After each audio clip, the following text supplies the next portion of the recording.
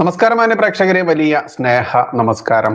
ഇന്ന് അല്പം മണിക്കൂറുകൾക്ക് മുൻപ്, ഏകദേശം ഒരു മണിക്കൂറൊക്കെ മുമ്പ്, നമ്മുടെ കഴിഞ്ഞ ദിവസത്തെ ഞാൻ ചെയ്തൊരു ലൈവ് ഉണ്ടായിരുന്നു. നമ്മുടെ ഛത്തീസ്ഗഡ് വിഷയത്തിൽ BJP-യുടെ നിലപാടും, അത്തരത്തിൽ BJP-യുടെ അതല്ലെങ്കിൽ RSSന്റെ പരിവാർ സംഘടനയായിട്ടുള്ള BHP-യുടെ യുവജന സംഘടനയായിട്ടുള്ള ബജ്രംഗ് ദൾ, ഈ ബജ്രംഗ് ദളിനെ തീവ്രവാദ സംഘടനയായിട്ട് പ്രഖ്യാപിക്കണമെന്നും പറഞ്ഞുകൊണ്ടൊക്കെ ഇന്നിപ്പോൾ ക്രൈസ്തവ സഭകളൊക്കെ പ്രത്യേകം പല സ്ഥലങ്ങളിൽ ഇടയലേഖനം അവരുടെ പള്ളികളിലൂടെയൊക്കെ ഇറക്കിക്കൊണ്ട് വായിക്കുന്ന ഒരു അവസ്ഥ നിൽക്കുന്നത് എല്ലാ മാന്യ പ്രേക്ഷകർക്കും അറിയാം.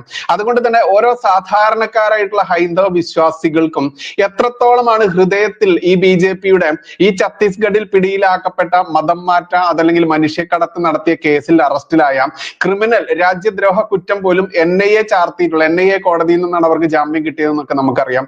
ഇത് മനുഷ്യക്കടത്തുമായി ബന്ധപ്പെട്ടുള്ള കേസായതുകൊണ്ട് തന്നെ NIA ആണ് ഈ കോടതി NIA കോടതിയിലാണ് ഇതിരിക്കുന്നത്. മാത്രമല്ല NIA-യുടെ അന്വേഷണ പരിധിയിൽ വരുന്ന ഒരു കേസ് കൂടിയാണ്. അത്രയ്ക്കും ഗുരുതരമായിട്ടുള്ള ഛത്തീസ്ഗഡ് പോലെയുള്ള, ബീഹാർ പോലെയുള്ള, മധ്യപ്രദേശ് പോലെയുള്ള ഇത്തരം സംസ്ഥാനങ്ങളിൽ ഈ ക്രൈസ്തവ സഭകൾ നടത്തുന്ന കൂട്ട മതപരിവർത്തനം, എന്നിട്ടോ മതപരിവർത്തനം നടത്തിയ ആളുകളുടെ പേരോ അഡ്രസ്സോ മാറ്റുകയില്ല, അവരുടെ ഹിന്ദു നാമം നിലനിർത്തിക്കൊണ്ട് തന്നെ അവർക്ക് സകല ആനുകൂല്യങ്ങളും വാങ്ങിയെടുക്കുക, എന്നിട്ടോ അവരെ ക്രൈസ്തവ വിശ്വാസപ്രകാരം മതം മാറ്റി അവരെ കൊണ്ടു നടക്കുക. ഇരട്ടത്താപ്പ് എത്രത്തോളം വലിയതാണ്.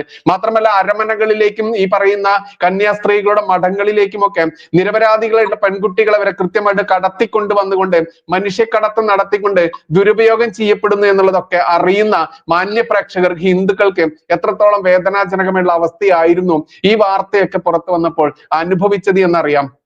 ആ ഒരു വിഷമത്തിൽ തന്നെയായിരുന്നു കഴിഞ്ഞ ദിവസം ഞാനൊരു ലൈവും ചെയ്തിരുന്നത്. ആ ലൈവ് കണ്ട് നമ്മളെ ഒരു സഹോദരി, കോട്ടയത്തുള്ള ഒരു സഹോദരി കഴിഞ്ഞ ഒരു മണിക്കൂർ മുൻപ് എന്റെ ഫോണിൽ ബന്ധപ്പെടുകയും അവരുടെ പേര് വിവരമോ അവരുടെ മുഖം കാണിക്കുന്നതിന് പോലും അവർക്ക് ഒരു വിരോധവുമില്ല, എനിക്ക് സത്യങ്ങൾ ജനങ്ങളോട് വിളിച്ചു പറയാൻ, ഇത്തരത്തിലുള്ള വേദികളിലൂടെ പറയാൻ ചേട്ടൻ പറയുന്നത് പോലെ എത്രയോ സത്യങ്ങൾ, ഇതിനേക്കാൾ ഭീകരമാണ് അവസ്ഥ എന്നൊക്കെയുള്ള രീതിയിൽ തന്നെ അവർ പ്രതികരിക്കുകയും, അതുകൊണ്ട് തന്നെ അവരുടെ പേര് മോളമ്മ എന്നാണ്, കോട്ടയം സ്വദേശിയാണ്. അവർ എറണാകുളത്തും തൃശ്ശൂരും മറ്റുള്ള ഒട്ടേറെ സ്ഥലങ്ങളിൽ ജോലി ചെയ്ത് അവർക്ക് ഒരുപാട് കാര്യങ്ങൾ മാന്യ പ്രേക്ഷകരോട് സംസാരിക്കാനുണ്ട്. അതുകൊണ്ട് തന്നെ മോളമ്മ ഇവിടെ ലൈവിലുണ്ട്, ഫോണിലുണ്ട്. കാരണം അവർക്ക് നമ്മുടെ ഈ ലൈവ് ആപ്ലിക്കേഷനിൽ കയറാൻ വേണ്ടിയിട്ടുള്ള ആ ഒരു ടെക്നിക്കൽ നോളജ് അവരുടെ മൊബൈലിൽ എന്തോ ഒരു പാൾട്ട് ഉള്ളത് കൊണ്ട് തന്നെ അവർക്ക് ലൈവിൽ കയറാൻ പറ്റിയില്ല. എന്നിരുന്നാലും അവർക്കുള്ള ആ പ്രതികരിക്കാനുള്ള അവരുടെ ആ ഒരു വലിയ ആ ഒരു ലാഞ്ചന, അതല്ലെങ്കിൽ അവരുടെ ആഗ്രഹം, മാത്രമല്ല അവർ പറയുന്ന ഒരുപാട് ഞെട്ടിക്കുന്ന കാര്യങ്ങൾ അത് പ്രേക്ഷകരിലേക്ക് എത്തേണ്ടതുണ്ട് എന്നുള്ളത് കൊണ്ട് അവരെ ഞാൻ വാട്സപ്പ് കോളിൽ ഇങ്ങനെ നിർത്തിയതാണ്, അവരോട് ചോദ്യങ്ങൾ ചോദിക്കുന്ന രീതിയിൽ തന്നെ. അതുകൊണ്ട് അവർക്ക് പറയാനുള്ളത് മാന്യ പ്രേക്ഷകർ കേൾക്കേണ്ടതുണ്ട്. അതിഗുരുതരമായിട്ടുള്ള ഒരുപാട് കാര്യങ്ങളാണ്. കാരണം പ്രത്യേകിച്ച് അവർ രണ്ട് കമ്മ്യൂണിറ്റിയിൽ, അതായത് ക്രിസ്ത്യൻ ഹിന്ദു കമ്മ്യൂണിറ്റിയാണ് അവരുടെ അച്ഛനും അമ്മയും ഉള്ളത്. അതുകൊണ്ട് അവർക്ക് ഒരുപാട് അനുഭവങ്ങളുണ്ട്. അവർക്ക് പച്ചയ്ക്ക് തുറന്നു പറയാൻ, എക്സ്പീരിയൻസ് കൊണ്ട് പറയുന്ന കാര്യങ്ങൾ അത് എനിക്ക് പോലും പറയാൻ ഒക്കില്ല. കാരണം നമ്മൾക്കൊക്കെ വാർത്തകളിലൂടെയും അതല്ലെങ്കിൽ അന്വേഷണങ്ങളിലൂടെയും കിട്ടുന്ന വിവരങ്ങൾക്ക് അനുസരിച്ച് മാത്രമാണ് പറയാനാവുക എന്നുണ്ടെങ്കിൽ ഇവരിത് അനുഭവിച്ച ഒരു സ്ത്രീ കൂടിയാണ്. അതുകൊണ്ട് മോളമ്മ, നമ്മുടെ ചാനലിലേക്ക് സ്വാഗതം. നോക്കൂ, നിങ്ങൾ എൻ്റെ അടുത്ത് ഒരുപാട് കാര്യങ്ങൾ പങ്കുവെച്ചു. അതിന്റെ ആ ഗൗരവം മനസ്സിലായത് കൊണ്ട് തന്നെ നമ്മൾ ഇങ്ങനെ ഒരു സെഷൻ വെക്കാനുണ്ടായ കാരണം. മാത്രമല്ല ഒരുപാട് പ്രേക്ഷകർക്ക് ഇത്തരത്തിൽ പ്രതികരിക്കാനുള്ള അവസരങ്ങൾ കൂടി ഇത്തരത്തിൽ ഈ ഒരു അവസ്ഥയിലാണെങ്കിലും ഒരുക്കുക എന്നുള്ളതാണ് നമ്മൾ ലക്ഷ്യം വെച്ചിട്ടുള്ളത്. എങ്ങനെയാണ് നിങ്ങളുടെ അച്ഛനും അമ്മയും വ്യത്യസ്ത മതത്തിലുള്ളവരാണ് എന്ന് നിങ്ങൾ പറഞ്ഞു. എങ്ങനെയാണ് അതിന്റെ ആ ഒരു തുടക്കം മുതൽ പറയുകയാണെങ്കിൽ? അച്ഛനും അമ്മയും ശരിക്കും പറഞ്ഞ ഒരു ഒരു ജാതി തന്നെയാണ്. പക്ഷെ മതം രണ്ടെന്ന് പറഞ്ഞാൽ അമ്മ ഇപ്പൊ അച്ഛന്റെ മതം ഹിന്ദു മതവും അമ്മയുടെ ക്രിസ്തു മതവുമാണ്. രണ്ടുപേരും ഒരു ജാതി, പുലയ സമുദായത്തിൽപ്പെട്ടവരാ. അപ്പൊ ഈ ക്രിസ്ത്യൻ ഇതിൽപ്പെട്ട ഇവരെങ്ങനെ അപ്പൊ ക്രിസ്ത്യൻ പുലയരും ഉണ്ടല്ലേ? പിന്നെ അതാണ് നമ്മൾ മനസ്സിലാക്കേണ്ടത്. ചേരമർ ക്രിസ്ത്യൻ എന്ന് പറയും, അവശ ക്രൈസ്തവര്, പിന്നെ പുതു ക്രിസ്ത്യാനി എന്നൊക്കെ പറഞ്ഞ് മറ്റ് ക്രിസ്ത്യാനികൾ അധിക്ഷേപിച്ച് വിളിക്കുന്ന വിളിയ പുതു ക്രിസ്ത്യാനി, പിന്നെ ചേരമർ ക്രിസ്ത്യാനി. ഇവര് മതം മാറ്റി അങ്ങോട്ട് കൊണ്ടുപോയാലും ഇവര് അവരിലേക്ക് അടുപ്പിക്കുന്നില്ല. മതം മാറ്റി എണ്ണം തയ്ക്കും. അതായത് ഞങ്ങൾ ഇത്ര ക്രിസ്ത്യൻസ് ഉണ്ടെന്ന് അറിയിക്കും. പക്ഷെ അവര് എപ്പോഴും വിവേചനമായിട്ട് തന്നെ നിർത്തുന്നേ. വിവേചനം എന്ന് പറഞ്ഞാൽ ഇവര് പുലിയരല്ലേ, അല്ലെങ്കിൽ പറയരല്ലേ, അല്ലെങ്കിൽ മറ്റ് താഴ്ന്ന സമുദായത്തിൽ പെട്ടവരല്ലേ, അവര് ക്രിസ്തുമതം സ്വീകരിച്ചാൽ ഇവര് മറ്റേ ക്രിസ്ത്യാനികൾ ഇവരുടെ കൂടെ കൂട്ടുന്നില്ല. പറയുമ്പോ ഒരേ ബൈബിളും ഒരേ വിശ്വാസവും കാര്യങ്ങളൊക്കെ സത്യമാ. പക്ഷെ സമുദായം ഇവര് CSA എന്ന് പറയുന്ന സഭക്കാരുണ്ട്, നിരവധി അനവധി, നമുക്ക് വായിക്കൊള്ളാത്ത അത്രയും ആൾക്കാർ പെന്തിക്കോസ് സഭകൾ തന്നെയുണ്ട്. ബഥേലെന്നും ചർച്ച് ഓഫ് ഗോഡ് എന്നും. ഓക്കെ, അപ്പോ കൃത്യമായിട്ട് ഇപ്പൊ ഹിന്ദുക്കൾക്കെതിരെയുള്ള വലിയൊരു ആക്ഷേപമാണല്ലോ നിങ്ങളുടെ ഒരുപാട് ജാതി വേർതിരിവുണ്ട്, ആ ജാതി വേർതിരിവ് കൊണ്ടാണ് ഹിന്ദുക്കളിൽ നിന്ന് ഇത്തരത്തിൽ ക്രിസ്ത്യൻസിലേക്കും മുസ്ലിംസിലേക്കും ഒക്കെ പോകുന്നത് എന്നൊക്കെ. അപ്പൊ ഇവരൊക്കെ അവകാശപ്പെടുന്നത് ഇവർക്ക് അങ്ങനെ വേർതിരിവില്ല എന്നുള്ളതാണല്ലോ. അപ്പൊ എത്രത്തോളം വേർതിരിവുണ്ട് ഇവർക്ക്? അവർക്ക് വേർതിരിവ് ഇവരെക്കാൾ കൂടുതൽ അവർക്കാണെന്നാണ് എന്റെ കാഴ്ചപ്പാട്, എന്റെ അനുഭവം. കാരണം മതം മാറി ക്രിസ്തു, കാരണം ഞാൻ മോളമ്മ എന്നുള്ള പേര് കാരണം ഞാൻ പല ആളുകളുമായിട്ട് ഇടപെടുമ്പോ അവര് ക്രിസ്ത്യൻസ് ആയിട്ടുള്ള ആൾക്കാർ ആ മോളം അപ്പൊ ക്രിസ്ത്യാനിയാണെന്നാണ് അവർ വിചാരിക്കുന്നത്. പക്ഷെ എന്റെ നെറ്റിയിലെ കുറിയും എന്റെ കയ്യിലെ ചരടും കാണുമ്പോ അവർക്കറിയാം അല്ലാന്ന്. അപ്പൊ അവർ ചോദിക്കും, ഞാൻ പറയും ഇങ്ങനെയാന്ന് പറയും. എന്നിട്ട് എന്തുകൊണ്ട് പിന്നെ അമ്മ ക്രിസ്തീയ വിശ്വാസിയായിട്ട് എന്തുകൊണ്ട് നിങ്ങൾ ഇത്രയും മക്കൾ ഉണ്ടാഞ്ഞിട്ട് പോലും എന്തുകൊണ്ട് ഒരാള് പോലും ഇതിലേക്ക് വന്നില്ല എന്നുള്ള ചോദ്യങ്ങൾ ഞാൻ നേരിട്ടിട്ടുണ്ട്. തൊഴിലിടവുമായിട്ട് ബന്ധപ്പെട്ട് നിൽക്കുമ്പോൾ ഇവരെന്റെ അടുത്ത് ചോദിച്ചിട്ടുണ്ട് എന്നിട്ട് ഒരാൾക്ക് പോലും ഇതിൽ വരാൻ പറ്റില്ല. കാരണം എന്റെ അമ്മ എന്റെ അച്ഛന്റെ കൂട്ടത്തിൽ ഇറങ്ങി, അതായത് പ്രേമിച്ചിറങ്ങി പോന്നതാ.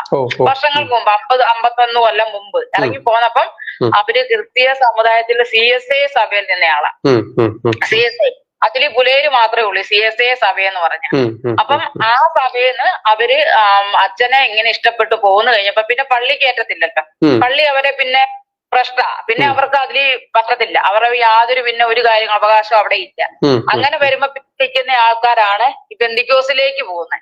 അപ്പൊ അമ്മ ഓൾറെഡി ആ ഒരു മതത്തിൽ അങ്ങനെ വിശ്വസിച്ച് പോകുന്നതുകൊണ്ട് ഈ അമ്പലമോ പള്ളി ഇതൊന്നും അവർക്ക് ഇഷ്ടമല്ല.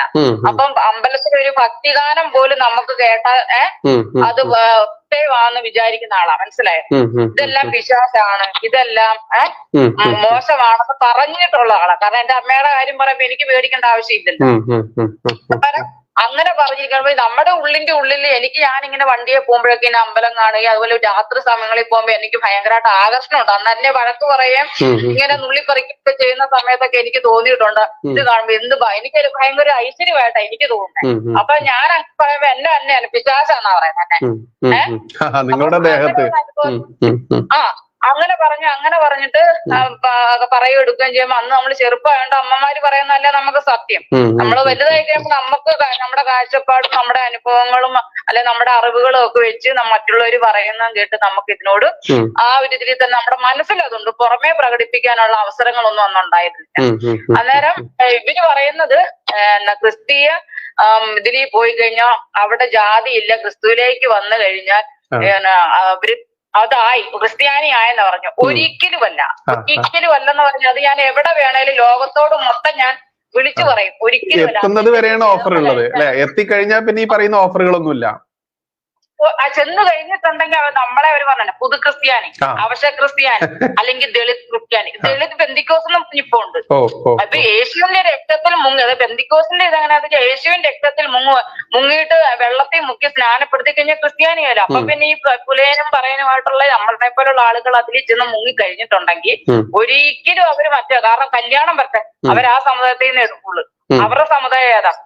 ഇപ്പം മതം മാറി ഇവരെല്ലാരും പെന്തിക്കോസി വന്നെന്നിരിക്കട്ടെ, പെന്തിക്കോസി വന്ന് അവരും ഇങ്ങനെ ആ രീതിക്ക് പ്രാർത്ഥനയും കൈകൂട്ടി പ്രാർത്ഥന ഇതെല്ലാം ഉണ്ട്. ഒരു പെണ്ണിന്റെയും ചെറുക്കന്റെയും കല്യാണം വരട്ടെ. അത് ഒപ്പം നമുക്ക് ജോലിയോ വിദ്യാഭ്യാസോ പണവും ഉണ്ടെങ്കിൽ പോലും അവര് സമ്മതിക്കത്തില്ല, പുലേരല്ലേ എന്ന് പറയാം. അങ്ങനെ എനിക്കൊരു അനുഭവം ഉണ്ടായിട്ടുണ്ട്. ഇവര് അപ്പോ നിങ്ങൾ മതം മാറി ചെന്ന് കഴിഞ്ഞാൽ പിന്നെ നിങ്ങളവര് രണ്ടാം തരക്കാരായിട്ട് തന്നെയല്ലേ കാണുന്നത്? അല്ലാതെ ഇവരുടെ വലിയ വലിയ സഭാ നേതൃത്വത്തിലുള്ള കല്യാണങ്ങളൊക്കെ അങ്ങോട്ടും ഇങ്ങോട്ടൊക്കെ നടത്താറുണ്ട് ഇവര്? ഒരിക്കലും നടത്തത്തില്ല. നമ്മളിത് പുലയ സമുദായമാണോ പുലേര് തന്നെ, പറയരാണ് പറയരെ തന്നെ. അവരുടെ കൂട്ടത്തിൽ മറ്റു സമുദായത്തിൽ നിന്ന് വന്ന ക്രിസ്ത്യൻസും ഉണ്ട്. അതായത് എല്ലാ സമുദായത്തിൽ നിന്ന് ഓടിക്കൂടി ബന്ധുക്കോസി വന്ന് സ്നാനപ്പെട്ട് അവിടെ ഒരേ രീതിയിൽ ഇരിക്കുന്നതാണെങ്കിൽ പോലും ഈ കാര്യം വരുമ്പോ അവര് വേർതിരിവാ. നമുക്ക് അവരോടൊപ്പം ഹൈ ആയിട്ടുള്ള വിദ്യാഭ്യാസവും ജോലിയും സാമ്പത്തികം ഉണ്ടെങ്കിൽ പോലും അവര് തിരക്കും. ഇപ്പൊ ഒരു എഞ്ചിനീയർ ആയിട്ടുള്ള ഒരു അതായത് IPC അല്ലെ TPM എന്ന് പറഞ്ഞൊരു ബന്ധുക്കോസിൽ ഒരു ആന്റി, അവരുടെ മകളുടെ കല്യാണം വന്നപ്പോ അവര് കൂടുന്ന ഒരു സഭയാ. ആ സഭയില് പുലയ സമുദായത്തിൽപ്പെട്ട ഒരു അച്ഛനും അമ്മയ്ക്കും ഒരു മകനുണ്ട്. അവൻ അമേരിക്കയിൽ എഞ്ചിനീയർ ആയിട്ട് അവൻ ഇവിടെ വന്ന് ഈ പെണ്ണിനെ കല്യാണം ആലോചിച്ചപ്പോ അവര് വീട്ടിൽ വന്ന് ചർച്ച ചെയ്യുന്ന സമയത്ത് ഞാൻ പുലയരാന്ന് ഇവർക്ക് അറിയത്തില്ല. അപ്പൊ ഇവര് വിചാരം ഞാൻ ഈഴവയാണ്. അപ്പൊ ഇവര് എന്റെ അടുത്തിരുന്നോണ്ട് പറയാ എന്തായാലും കൊള്ളാമല്ലോ, അവർക്ക് വെളിയിൽ പോയി ജോലി ചെയ്ത് കാശ് കിട്ടി, അവന് വിദ്യാഭ്യാസം ഉണ്ട്, എല്ലാം ഉണ്ട്, എന്റെ മോളും അവിടെ, അവർക്ക് എത്ര ധൈര്യം വന്നിട്ട് അവരെന്റെ പെണ്ണ് ചോദിച്ചെന്ന്. കാരണം അവര് ഒരു സഭയെ കൂടുന്നു, ആ ചെറുക്കനും വിദ്യാഭ്യാസം ഉണ്ട്, ജോലിയുണ്ട്, അമേരിക്കയിൽ എഞ്ചിനീയർ, ഈ പെണ്ണും അവിടെയാ. അപ്പൊ അവരത് ആലോചിച്ചപ്പോ അവര് ഇന്ന് ചർച്ച ചെയ്യുക എന്ത് ധൈര്യം, അവര് കൊല്ലംകാരാ, അവരിവിടെ വന്ന് താമസിക്കുന്ന. അതായത് ഇപ്പൊ ഹിന്ദുസിലൊക്കെ പറയും ഒരു നമ്പൂരി കുടുംബത്തിൽ പോയി പെണ്ണ് ചോദിക്കുക, അല്ലെങ്കിൽ ഒരു നായർ കുടുംബത്തില്, ഈഴവരുടെ കുടുംബത്തിലൊക്കെ താഴെ തട്ടിലുള്ള ആളുകൾ ചെന്ന് പെണ്ണ് ചോദിച്ചു കഴിഞ്ഞാൽ ചോദിക്കുന്ന പോലെയുള്ള ഡയലോഗ് തന്നെ അല്ലെ? അപ്പൊ ഞാൻ ഇങ്ങനെ അടുത്തിരിക്കുക, അപ്പൊ എന്നോട് അപ്പൊ ഞാൻ ചോദിച്ചു അവരേത് സമുദായ ആന്റി എന്ന് ചോദിച്ചാൽ പറയും അവര് പുലയരാ, പക്ഷെ ചെറുക്കന് വിദ്യാഭ്യാസം ഉണ്ട്, പിന്നെ വീടുണ്ട്, അമേരിക്ക ജോലി ചെയ്യുക, കാര്യമൊക്കെ ശരിയാ, പക്ഷെ ഞങ്ങളുടെ ജാതി. അപ്പൊ ഞാൻ പറഞ്ഞു നിങ്ങളെല്ലാവരും സഭയിലല്ലേ, പിന്നെ എന്താ ഇങ്ങനെ? അതൊന്നും പറഞ്ഞാൽ പറ്റത്തില്ല. അവര് കാര്യത്തോടെടുക്കുമ്പോ അവരിത് നോക്കും. ഇല്ലെന്ന് പറയുന്നത് നുണയെന്ന് പറഞ്ഞ് ഇവര് പറയുന്ന പച്ചക്കള്ളവാ. പച്ചക്കള്ളം എന്ന് പറയാൻ പച്ചക്കള്ളം. അങ്ങനെ 100 അനുഭവങ്ങൾ വ്യക്തിപരമായിട്ട് എനിക്ക് പറയാനുണ്ട്. ഇവരെല്ലാം ചെന്ന് കഴിഞ്ഞിട്ടുണ്ടെങ്കിൽ CSI എന്ന് പറഞ്ഞ CSIക്കാർ അവർക്ക് അവിടെ അവരുടെ വീടും അവരെ കൂട്ടാൻ കഴിയാത്ത ആൾ ഇവർക്ക് ഈ പള്ളി ഉണ്ടാക്കി കൊടുക്കുന്നത്. അവരുടെ കൂട്ടത്തിൽ കൂടാനാണ് ഒറ്റ യേശുക്രിസ്തു അല്ലേ ഉള്ളൂ, ഒറ്റ ബൈബിൾ അല്ലേ ഉള്ളൂ. പിന്നെ എന്തുകൊണ്ട് ഈ 56,000 സഭ? അതിൽ പറയണ്ട, അങ്ങനെ വ്യത്യാസമില്ലെങ്കിൽ ഇവരെല്ലാം അങ്ങ് കൂടിയാ പോരെ. അപ്പൊ ഇവരുടെ ഇടയ്ക്കുള്ള ജാതിയെ ഇവര് മാറ്റണ്ടേ? അല്ല, ഇവര് വ്യത്യസ്ത സഭകൾ തന്നെ ആരാധനയ്ക്ക് വേണ്ടിയിട്ട് തന്നെ പല പള്ളികൾ തമ്മിൽ അടി നടക്കുന്നൊക്കെ നമ്മൾ കാണാറുണ്ടല്ലോ. അത് വേറൊരു ടൈപ്പ്. കാരണം അതായത് യേശുക്രിസ്തുവിനായിട്ട് 72 ശിഷ്യന്മാരുണ്ടായിരുന്നു. അതിൽ നിന്ന് പോന്ന് 12 12 4 ഈ ശിഷ്യന്മാര് യേശുക്രിസ്തു വിളിച്ചു കൂട്ടിയെന്ന് പറഞ്ഞ എല്ലാ ജാതിക്കാരെയും ഉണ്ട്. മനസ്സിലായോ? എല്ലാ ജാതി എന്ന് പറഞ്ഞാൽ അവിടത്തെ നമ്മളിവിടെ പറയുന്ന പോലെ പാണനും പറയനും വേടനും മരക്കാരനും ഉള്ളാടനും എന്ന് പറയുന്ന പോലെ എല്ലാ ജാതിക്കാര്. കാരണം മുക്കോന്മാരുണ്ട്, ബാർബർമാരുണ്ട്, അതുപോലെ ആശാരിപ്പണി ചെയ്യുന്നവരുണ്ട്. ഇവരെ എല്ലാം യേശുക്രിസ്തു കൂട്ടി, അത് സത്യം. പക്ഷെ ഇവരങ്ങനെയല്ല. ഇവർക്കും കറക്റ്റ് പറഞ്ഞ യേശുക്രിസ്തുവായിട്ട് ബന്ധമില്ലല്ലോ. കറക്റ്റ് പറഞ്ഞു വരുമ്പോ കൂത്താതിയിൽപ്പെട്ട മറിയത്തിനുണ്ടായ മകനാണല്ലോ യേശുക്രിസ്തു. അപ്പൊ ക്രിസ്ത്യാനികൾ എടുത്തോണ്ട് നടക്കുന്നല്ലേ ഉള്ളൂ. ഇവര് കുറെ കഴിയുമ്പോൾ വേണമെങ്കിൽ ഇവര് ക്രിസ്തുവിനെ എടുത്ത് കളയും. ക്രിസ്തുവിനെ എടുത്ത് കളയും. ഇവര് ഇത്രയും ജാതി ചിന്തിക്കുന്നവർ കുറെ കഴിയുമ്പോൾ ഇവർ അടുത്തടുത്ത് തലമുറ വരുമ്പോ ഇവര് നോക്കുമ്പോ ക്രിസ്തുവായിട്ടന്നെ ഇവർക്ക് ബന്ധം. കാരണം ഇപ്പൊ നമ്മുടെ കുന്തിദേവി സൂര്യഭഗവാനെ ധ്യാനിച്ച് കൊച്ചുണ്ടായെന്ന് പറഞ്ഞാൽ ഇവരത് വിശ്വസിക്കുന്നില്ല. പക്ഷെ മറിയത്തിന് കന്യാമറിയാണ്, വെറും മറിയല്ല, കന്യാമറിയം. മറിയത്തിന് കൊച്ചുണ്ടായത് പരിശുദ്ധാത്മാവിന്റെ ഇതിലാന്ന് പറയാം. അത് അവർക്ക് വിശ്വസിക്കും. അതെ, കുന്തിദേവിക്ക് സൂര്യഭഗവാനില് കൊച്ചുണ്ടായ കർണൻ, അത് കൊച്ചല്ലതാനും. അതവര് ഒരിക്കലും നടക്കാത്ത കാര്യം ഇവര് ഇത് വിശ്വസിക്കുമ്പോ അതങ്ങനെ ശരിയാകുന്നു. അതെ, ഇവര് ഈ മതം മാറ്റാൻ വേണ്ടിയിട്ട് കൂടുതലും പറയുന്ന കാര്യങ്ങളാണല്ലോ. നിങ്ങൾക്ക് 33 ദേവഗണങ്ങളുണ്ട്, ദൈവങ്ങളുണ്ട്, ഇവരൊക്കെ നിങ്ങൾക്ക് വേണ്ടി എന്ത് ചെയ്യുന്നു, അത് ഇത് എന്നൊക്കെ പറഞ്ഞു വേണ്ടിയിട്ട് പ്രൊമോട്ട് ചെയ്യാറുണ്ട്. ഞങ്ങളുടെ ഏകദൈവത്തിൽ വിശ്വസിക്കുക എന്നുള്ളത്. ആ രീതിയിലൊക്കെ നിങ്ങളുടെ എക്സ്പീരിയൻസ് എങ്ങനെയാണ് ഇവരുടെ ആ ഒരു പെരുമാറ്റം? അത് എക്സ്പീരിയൻസ് എന്ന് പറഞ്ഞാൽ ഇത് മുഴുവൻ കല്ലും മണ്ണുമാണ്. കല്ലും മണ്ണും ആരാധിച്ചിട്ട് കാര്യമില്ല. യഥാർത്ഥമായ ദൈവം ഇതാണ് യഥാർത്ഥ. ഇതാണ് നമ്മളെ രക്ഷിക്കാൻ, രോഗത്തിനും നമ്മുടെ എല്ലാ കഷ്ടപ്പാടുകൾക്കും എല്ലാ ബുദ്ധിമുട്ടുകളും. ഇതല്ലാതെ വേറൊരു നാമമില്ല. ഇതിന് മേളിൽ ഒന്നുമില്ല. ബാക്കിയെല്ലാം നമ്മൾ നിർമ്മിച്ച് വെച്ചിരിക്കുന്ന കല്ലും മണ്ണും അട്ടയും പുഴുവും പല്ലിയും പാറ്റയൊക്കെയാണ് ദൈവം. ഇങ്ങനെ തന്നെ അവര് പച്ചയ്ക്ക് പറയാറ്. ഇത് തന്നെ അവർ പറയാറ്. കുഞ്ഞുനാള് തൊട്ട് ഞാൻ എന്റെ ചെവി കേട്ടിട്ടുള്ള കാര്യം ഇത് തന്നെ അവർ പറയുന്നത്. അപ്പൊ നിങ്ങൾക്ക് രക്ഷിക്കാനായിട്ട് നമ്മൾ ഈ ദൈവത്തെ വിളിച്ചാൽ മാത്രമേ രക്ഷയുള്ളൂ. ഇതിന്റെ മേളിൽ വേറൊരു രക്ഷയില്ല എന്ന് അവർ പഠിപ്പിക്കുന്നത്. പക്ഷെ ഈ സാക്ഷ്യം നമ്മൾ പറഞ്ഞു കഴിഞ്ഞാൽ ലോകം മുഴുവനും പോയിട്ട് ഇത് പ്രചരിപ്പിക്കാൻ തന്നെ അവർ പഠിപ്പിക്കും. അതുപോലെ തന്നെ ദളിതരായിട്ടുള്ള പിള്ളേർ പഠിക്കാതെ 10ാം ക്ലാസ്സും 11ാം ക്ലാസ്സൊക്കെ നേരത്തെ ഒരു 10-20 കൊല്ലം മുമ്പൊക്കെ ഉണ്ടായ സംഭവങ്ങളാണ്. പിള്ളേര് പഠിക്കത്തില്ല. അന്ന് ഇത്രയും നമുക്കുള്ള സെറ്റപ്പ് ഇല്ല അന്ന്. അപ്പോഴത്തേനും ഇവരെന്ത് ചെയ്യാൻ പിള്ളേര് 10ാം ക്ലാസ് ഒക്കെ കഴിയുമ്പോൾ തള്ളേം തന്നെയും പള്ളി ചെല്ലും. അതേപോലെ പെന്തിക്കോസിന്റെ ആലയത്തിലൊക്കെ ചെല്ലുമ്പോ എല്ലാ കൊച്ചിനെ കുറിച്ച് പ്രാർത്ഥിക്കണം എന്നൊക്കെ പറയാം. അവസാനം ഇവരെന്നെ ഈ കൊച്ചുങ്ങളെ പണിക്ക് പോകാനും പറ്റത്തില്ല. എന്നാ ഒരു കാര്യം ബൈബിൾ കോളേജിൽ പോകാൻ പറയാം. എന്നിട്ട് ഈ കൊച്ചുങ്ങളെ ബൈബിൾ കോളേജ് വിടും. ബൈബിൾ കോളേജ് വിടും. 3-4 കൊല്ലം പഠിച്ചു കഴിയുമ്പോൾ ഇവമാർക്ക് 10-20 വയസ്സാണ്. അപ്പൊ ഇവർക്കൊരു സഭ കൊടുക്കാൻ നേരത്ത് ഇപ്പൊ കല്യാണം കഴിക്കുമ്പോ സഭ കൊടുക്കാൻ പറ്റും. ഉടനെ ഇവര് സഭ കൊടുത്തു കഴിഞ്ഞാൽ എങ്ങനെയാണെന്നറിയാം, അതിനകത്ത് അവരുടെ അതായത് ഉയർന്ന ക്രിസ്ത്യനത്തിൽ നിന്ന് വന്നിട്ടുള്ള അവരുണ്ടെങ്കിൽ അവര് ചെയ്യുന്ന പണി എന്നാന്ന് വെച്ചാൽ ഒരുപാട് അംഗങ്ങളുള്ള സഭ അവർക്ക് കൊടുക്കും. ഇവർക്ക് ആളും ഇതൊന്നും ഇല്ലാത്തവർക്ക്. അപ്പൊ അവിടെ വരുമാനം മനസ്സിലായി. എല്ലാ രീതിയിലും ചൂഷണം ഇതിനകത്ത്. എന്നിട്ട് ഇവര് പറഞ്ഞു വരുമ്പോ അതൊന്നുമില്ല. എനിക്ക് ഈ വിഷയം ഞാൻ വർഷങ്ങളായിട്ട് മനസ്സിൽ കൊണ്ടു നടക്കുന്നുണ്ട്. എനിക്കൊരു പേര് മാത്രം പറയാം. മറ്റൊന്നാണ് മോളമ്മ, മറ്റൊന്നാണ് ഇപ്പൊ നമ്മൾക്കറിയാം ഹിന്ദുസിനെ, ഇപ്പൊ നമുക്കറിയാം RSSന്റെ പരിവാർ സംഘടനയുള്ള VHPയുടെ യുവജന സംഘടനയാണ് ബജ്രംഗ് ദൾ എന്ന് പറയുന്നത്. ഈ ബജ്രംഗ് ദളിനെ തീവ്രവാദ സംഘടനയായിട്ടാണ് ഛത്തീസ്ഗഡ് വിഷയത്തിന്റെ അതിനുശേഷം ഇവിടുത്തെ സഭാ പുരോഹിതന്മാർ വിശേഷിപ്പിച്ചിട്ടുള്ളത്. ഇവരിൽ തീവ്രവാദി സംഘടനയുണ്ടോ? ഇവർ ഈ വലിയ സേവനം, കണ്ണീരൊഴുക്കൽ, അതല്ലെങ്കിൽ കുഷ്ഠരോഗികളെ ചികിത്സിക്കുന്ന, വിദ്യാഭ്യാസം കൊടുക്കുന്ന ആശുപത്രി, ഇതൊക്കെ പറഞ്ഞ ആളുകളുടെ കണ്ണിൽ പൊടിയിട്ടുകൊണ്ടാണല്ലോ ഈ മതം മാറ്റുന്നത്. ഇവരിൽ തീവ്രവാദ സംഘടനകളുണ്ടോ ക്രിസ്ത്യൻ സഭകളിൽ? ഈ നമ്മുടെ ഹിന്ദുക്കളെ വെച്ച് അല്ലെങ്കിൽ മറ്റുള്ള സമുദായങ്ങളെ വെച്ച് ഏറ്റവും കൂടുതൽ വർഗീയതയുള്ള ഇവർക്കാണ്. പക്ഷെ ഇവരുടെ പെർഫോമൻസ് ആ രീതിക്കല്ല. മനസ്സിലായേ? ഇവരുടെ ഉള്ളിലിരിപ്പും ഇവരുടെ പ്രവർത്തന ശൈലികൾ, അതായത് ഒരു സൈലന്റ് പോലെ അവരുടെ സംസാരത്തിന്റെ രീതികളും അവരുടെ ആ ഒരു ഒരു പുറമേ നോക്കുമ്പോഴുള്ള ആ ഒരു ഇത് അഫയറിങ് കാണുമ്പോ നമുക്ക് ശരിക്കും മനസ്സിലാവും ഇവർ പെട്ടെന്ന് ആൾക്കാർ അതിലേക്കാകും. പക്ഷെ ഇവർ ഒരിക്കലും അതല്ല യഥാർത്ഥത്തിൽ അതേ അല്ല. ഇവരുടെ ഒരു ബോഡി ലാംഗ്വേജ്, അവർ സംസാരിക്കുന്ന രീതിയൊക്കെ വെച്ചിട്ട് അങ്ങനെ നമുക്ക് തോന്നും ഇത് ആ സംഭവം. എവിടെയെങ്കിലും നന്മ ചെയ്തിട്ടുണ്ടായിരിക്കും, പക്ഷെ ആ മറിച്ച് ഇതുപോലെ ഇത്ര ഈ തിന്മ ഇവിടെ ഉണ്ട്, പക്ഷെ നന്മ മാത്രം കാണിച്ചോണ്ടാ സംസാരിക്കുന്നത്. ഇപ്പൊ ആർക്കെങ്കിലും ഒരു രോഗിക്ക് കൊണ്ടൊരു പൈസ കൊടുത്ത് അല്ലെ അവർക്കൊരു നല്ല കാര്യം ചെയ്തു എന്ന് കരുതിയിട്ട് ഇപ്പുറത്ത് ഇവര് ചെയ്തിട്ട് ഇതിന്റെ മറവിൽ നടത്തുന്ന ഈ മനുഷ്യക്കടത്തും ഈ മതം മാറ്റവും നടക്കുന്നില്ലെന്ന് എങ്ങനെ പറയുന്നത്? പറയാൻ പറ്റത്തില്ല. ഇങ്ങനെ എവിടെയെങ്കിലും ചെയ്തിട്ടുണ്ടായിരിക്കും, ഇല്ലെന്ന് നമ്മൾ പറയുന്നില്ല. ഇപ്പൊ 10 പേർക്ക് ഭക്ഷണം കൊടുത്തു, രോഗത്തിന് ചികിത്സ അല്ലെങ്കിൽ അവർക്ക് വിദ്യാഭ്യാസം, ഇതൊക്കെ ഇവര് ഒരു സൈഡിൽ ചെയ്തെന്നിരിക്കട്ടെ. പക്ഷെ 100 കണക്കിന് ഇപ്പറ വേറെ കാര്യങ്ങളാണ് ചെയ്യുന്നത്. അപ്പൊ നമ്മൾ അവർ ചൂണ്ടിക്കാണിക്കാൻ ആ നന്മേനെ മാത്രമേ ചൂണ്ടിക്കാണിക്കുന്നു. ഈ തിന്മ കിടക്കണ കാണിക്കുന്നത് ഇതാ ഇതിന്റെ യഥാർത്ഥ വസ്തുത. ഇപ്പൊ നമ്മൾക്കറിയാം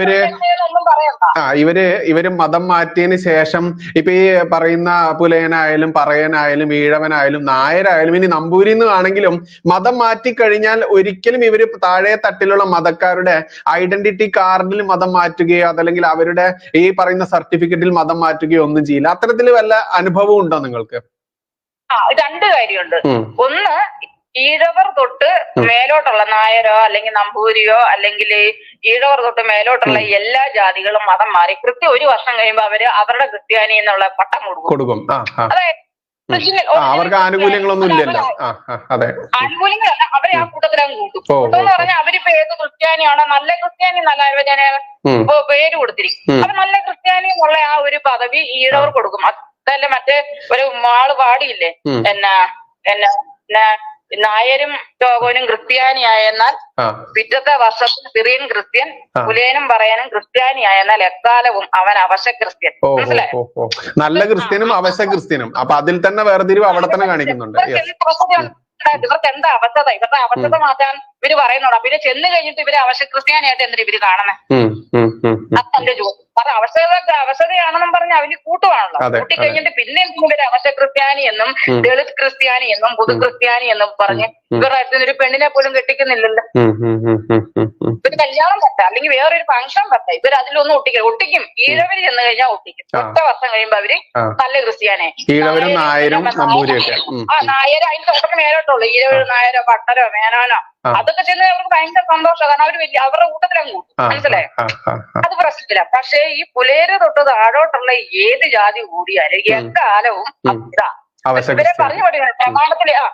പ്രമാണത്തിൽ ഇതില്ലല്ലോ. യേശുക്രിസ്തു അങ്ങനെ പറയുന്നുണ്ട്, നമ്മളിങ്ങനെ കുട്ടിയും പാടിയും പോയാൽ മതി എന്നുള്ള. അതില് അവശത ഇവർ മാറ്റുന്നില്ല. മനസ്സിലായോ? അല്ലെ അതിന് കൂടെ ഒരു പെണ്ണ് കെട്ടിക്കാനോ വലിയൊരു പ്രേമിച്ചോ അങ്ങനെ എന്തെങ്കിലും ചെയ്തെങ്കിലേ, അല്ലാതെ ഇതിലൊരു ആലോചനപരമായിട്ടൊരു കല്യാണ കാര്യങ്ങളോ അല്ലെ മറ്റു കാര്യങ്ങളോ ഒരിക്കലും ഇവര് പറയുന്നില്ല.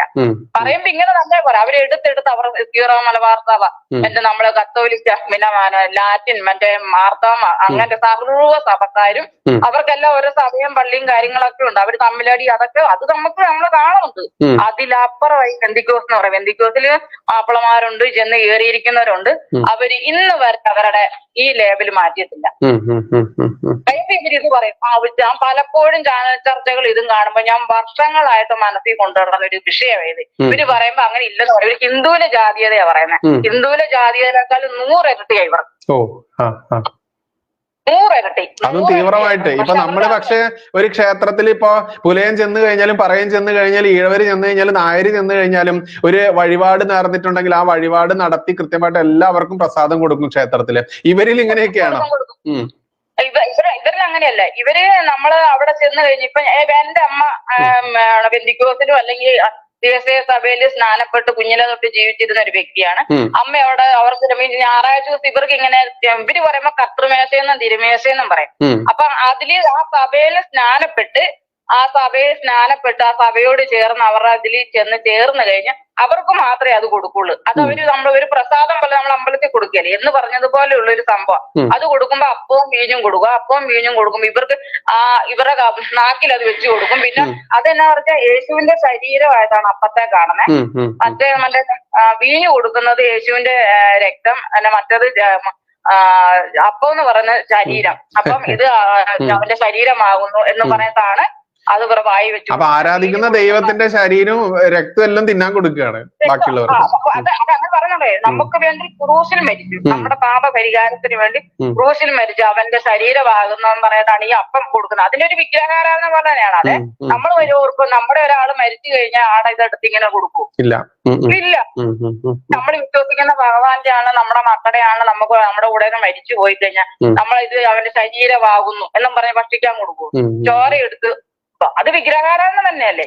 അല്ല, ഇത് മാത്രമല്ല, ഇപ്പൊ ഇവരുടെ സഭയിലൊക്കെ ആരെങ്കിലും മരിച്ചു കഴിഞ്ഞാൽ ഇവരുടെ അവസാനത്തെ ഒരു കുർബാനയൊക്കെ ഈ പള്ളിക്കുള്ളിൽ വെച്ചിട്ടല്ലേ ഇവര് നടത്താറ്. നമ്മുടെ ക്ഷേത്ര സംസ്കാരത്തിലൊന്നും ഇത്തരത്തില് നെഗറ്റീവ് എനർജിയാണ്. നമ്മുടെ ക്ഷേത്രത്തിന്റെ ഉള്ളില് പുലയുള്ളവർ പോലും കടക്കാൻ പാടില്ല എന്ന സിസ്റ്റം പോലും ഉണ്ട്.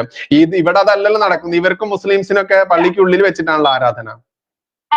ഇതിലല്ല. ഇതെല്ലാം കൂടാതെ നമ്മൾക്ക്, ഞാനിപ്പോ എന്റെ അമ്മ അതിൽ സ്നാനപ്പെട്ട ആളാണ്. ഞാൻ അവിടെ ചെന്ന് എന്റെ അമ്മയുടെ കൂടെ നിന്നിട്ട് എനിക്കും തരാൻ പറ, ഞാൻ കൈ നീട്ടോ തുറന്നു കൊടുക്കോ, ഇത് എനിക്ക് തരത്തില്ല. എന്റെ കാരണം എന്താന്ന് വെച്ചാൽ ഞാൻ പ്പെട്ടിട്ടില്ല. എന്റെ അമ്മയുടെ മോളാ ഞാൻ. പറഞ്ഞിട്ട് കാര്യമില്ല. പക്ഷെ നിങ്ങൾ സ്നാനപ്പെട്ടിട്ടില്ല, മാമോദീസ മുങ്ങിയിട്ടില്ല. അതുകൊണ്ട് എനിക്ക് തരത്തില്ല.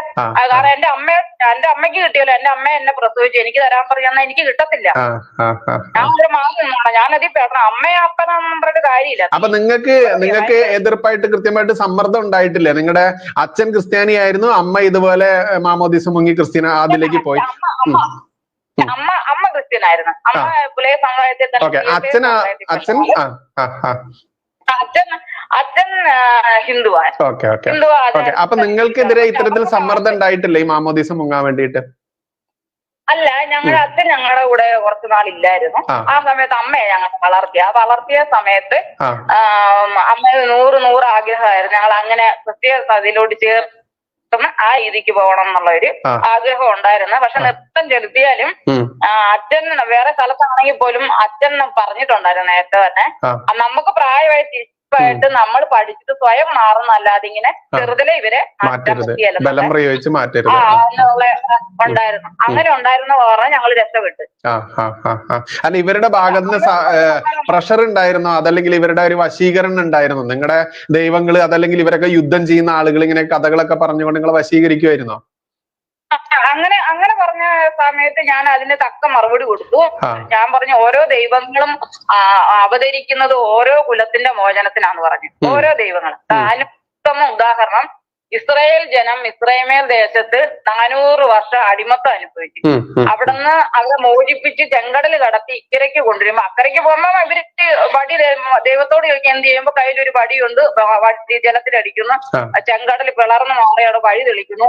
അതിലൂടെ ഇവര് അക്കരയ്ക്ക് അവിടെ ചെല്ലുന്നു. അവിടെ ചെന്ന് അവിടുന്ന് ജനങ്ങളെ മോചിപ്പിച്ച് മോശയല്ലേ ചെയ്യുന്നത്?